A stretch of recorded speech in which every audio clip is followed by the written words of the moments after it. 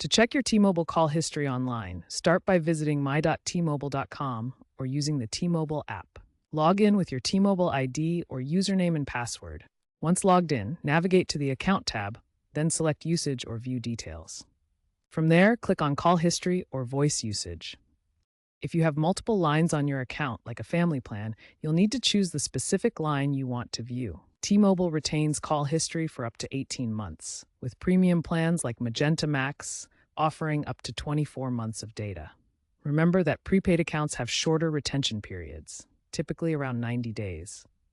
Once in the call history section, use filters to narrow your search by date range, call type, or specific phone number. You can view details such as call duration and cost. For record keeping, select Export to download a CSV or PDF file. For security, T-Mobile requires multi-factor authentication for sensitive actions.